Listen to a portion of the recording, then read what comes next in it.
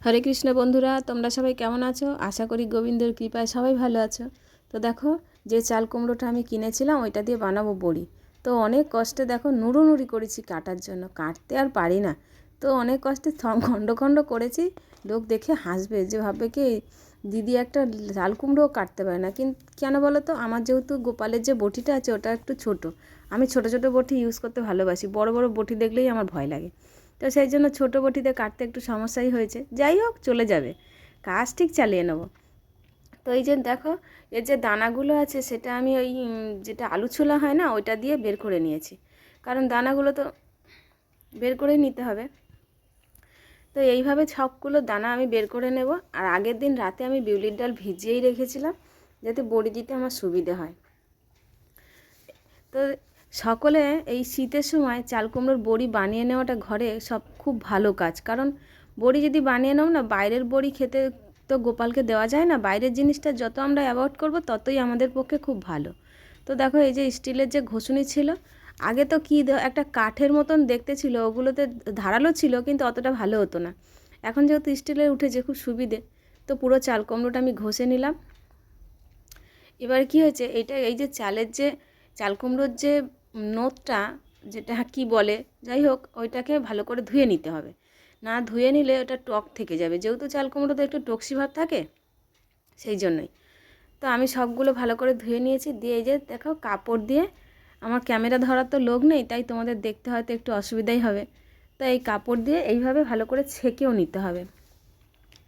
তো যখন ধুচ্ছিলাম মনে মনে ভাবছিলাম যে কত নোদ না বেরিয়ে যাচ্ছে, কিন্তু আমাদের কিছু করার নেই, এতে ধুতে তো হবেই।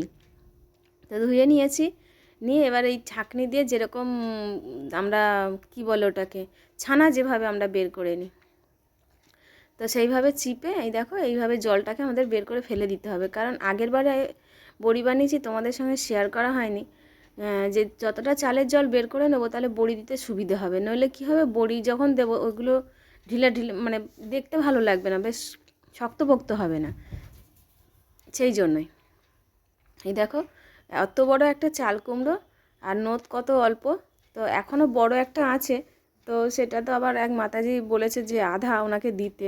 তো যাক, গোবিন্দ কৃপা করে, গোবিন্দ ছাড়া তো আর কিছু চলে না, গোবিন্দ হয়তো চায়। তো ওটা আমার বোন অনেক দেশ থেকে এনে দিয়েছে, অনেক বড় আর অনেকটাই ভারী, যখন কাটবো তোমাদেরকে দেখাবো। তো এই দেখো, চাল কুমড়োগুলো এইভাবে নোটটা বের করে ভালো করে জলটা ঝরিয়ে নিতে হবে, জল যেন একদম না থাকে। দেখে নিলাম যে একটু জল আছে, যতটা পারা যায় চিপে আমাদের জল বের করে নেব, তবেই সুবিধা হবে। তো দেখো কত সুন্দর জল কাপড়ে দিয়ে বেরিয়ে যাচ্ছে। ছোটোবেলায় দেখতাম মা ঠাকুমাকে যে ছানা কিভাবে জল বের করতে হয়। তো এগুলো সব ধুয়ে একদম আমাকে বের করে নিতে হবে। এইভাবে বের করে নিলে কী হবে, বড়ি দেওয়ার সময় খুব সুবিধা হয়ে যাবে, কোনো অসুবিধা হবে না। তো দেখো সব বের করে নিয়েছি, নেওয়ার পরে এই এতটুকুনি বেঁচেছে, এত বড় একটা চাল কুমড়ো কেটে এইটুকুনি নোদ বেরিয়েছে। তো এইটা এখন আমি যেহেতু ডালটাকে তো বাটবো, তো সেই জন্য যতটা পারা যায় একটু ওটা রুদ্রে ততক্ষণে দিয়ে আসবো, একটু ঠিক হয়ে একটু রসটা মরে যাবে। এইভাবে ভালো করে খুলে খুলে নিয়ে, নইলে ডলা থেকে যাবে, তখন ডালের মধ্যে ভালো করে ফেটাতে পারবো না, সেই জন্য একটু ভেঙে ভেঙে নিয়ে এটা রোদ্রে আমি একটু মেলে দিয়ে আসবো। তারপর যে ডালের যে বাটা ওটা রেডি করব। এই হয়ে গেল। আর এই যে দানাগুলো, তোমরা ভাবছো যে দিদিভাই দানাগুলো নিয়ে আবার কি দেখায়, দানাগুলো কিন্তু তোমরা যদি ঘরে বড়ি বানাও, দানাগুলো কিন্তু ফেলবে না, দানাগুলো দিয়েও বড়ি বানানো যাবে। তো দানাগুলো আমি রোদ্রে দিয়ে শুকনো করে রাখবো, এটা যখন বড়ি বানাবো তোমাদের সঙ্গে শেয়ার করব। তো দেখো ডালটা বেটেছি, তোমাদেরকে দেখাইনি, মানে ক্যামেরা ধরার লোক ছিল না, তো নিজে নিজে সব কিছু করতে হয়। তো এই যে ডালটা বেটে এর মধ্যে আমি একটু শুকনো লঙ্কা, একটু তেজপাতা আর গোটা জিরে আর গোটা কালো জিরে দিয়ে আর সামান্য একটু নুন দিয়ে এটা বেশ করে ফেটিয়েছি। তো দেখো এইভাবে ফেটালে তো হবে না, তো সেই জন্য ক্যামেরাটাকে আবার ঠিক করে বসিয়ে নিয়েছি, নিয়ে এই যে দেখো ক্যামেরা শুধু নড়েই যাচ্ছে। এইভাবে সুন্দর করে যত যে যে ওই যে কী বলে জাঁতা যেভাবে ঘোরায় না, সেইভাবে সুন্দর করে একদম যদি দিয়ে ঘোরানো যায়, একদম বড়ি দেখবে সুন্দর ফুলে উঠবে। তাই যে এরকম করে ধরে একদম জাঁতার মতন ঘুরিয়ে নিতে হবে, সুন্দর করে ঘুরিয়ে ঘুরিয়ে ঘুরিয়ে ঘুরিয়ে যতটা ফেটানো যায় সুন্দরভাবে ফেটিয়ে নিয়ে এবারে কি করতে হবে, ওটাকে বড়ি দেওয়ার সময় দেখতে হবে যে আদৌ ওটা ফেটানো হয়েছে কি না। যদি ফেটানো না হয় তাহলে কিন্তু বড়ি আর তরকারি খেতে ভালো লাগবে না, তখন শক্ত ইটের মতন হবে। কেন আমি যখন প্রথম বড়ি দিয়েছিলাম, তো তখন বড়ি যখন তরকারি থেকে তুলি, মনে হয় যেন একটা ইঁটের ডেলা তুলছি। তো যখন বাড়ির লোকজন বলছে বৌমা এটা কি বড়ি না ইটের ডালা, তো যাই হোক মানুষ ভুল তো করলে তবেই শিখবে। এই দেখো জলের মধ্যে এইভাবে দিয়ে দেখবে, দেখবে সুন্দর ভাসছে, দেখো কত সুন্দর ভাসছে, দেখতে পাচ্ছ তোমরা, দেখো কত সুন্দর ভাসছে না? এটা খুব সুন্দর দেখায়, দেখো যেন একদম বড়িটা সুন্দরভাবে হয়ে গেছে। তাই আরেকটা দেখাচ্ছি তোমাদেরকে। জলের মধ্যে তো ডালের বড়ি দিলে ডুবে যায়, তো দেখো কত সুন্দর, যেমনি তেলের মধ্যে চপ ভাজলে ভেসে ওঠে সেরকম ভেসে উঠেছে। তো এই কাপড়টা, সাদা কাপড়টা আমি একবার কেটেছিলাম, একটা সাদা কাপড় কোথায় রেখেছি দেখতে পাই না। তো এইটার উপরে দেবো, নিচে প্লাস্টিক দিয়ে দিয়েছি। এই যে বড়িগুলো সব এর মধ্যে দিয়ে দেবো।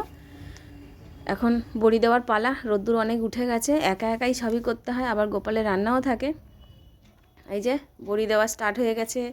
তো বড়ির তরকারি যখন করা হবে তোমাদের সঙ্গে অবশ্যই শেয়ার করব। এখন তো বড়িটা দেওয়া শেষ হোক। তাই এইভাবে পুরো কাপড়টাই আমি বড়ি দিয়ে দেবো। আবার কাপড় থেকে তুলে নিয়েও আমাকে অন্য জায়গায় ট্রান্সফার করতে হবে, কারণ আমার উঠোনে রোদ্দুর অনেকটাই আছে। তো দেখো ট্রান্সফার করে দিয়েছিলাম। দিয়ে এই যে থালার মধ্যে সব রেডি, 5টা থালা হয়েছিল, তুলে নিয়ে ছোটো ছোটো করে দেওয়া হয়েছিল। আবার যেহেতু থালা থেকে মানে কাপড় থেকে তুলে নিলে মেলতে সুবিধা হবে, নাহলে কাপড় সময় মেলতে অসুবিধা। এই যে আমার বড়ি কমপ্লিট। তোমরা জানাবে যে বড়ি কেমন হয়েছে। এবার যখন তরকারি খাবো তোমাদের সঙ্গে শেয়ার করব। রাধে রাধে, হরি বল, সবাই কমেন্ট করতে ভুলবে না। রাধে রাধে।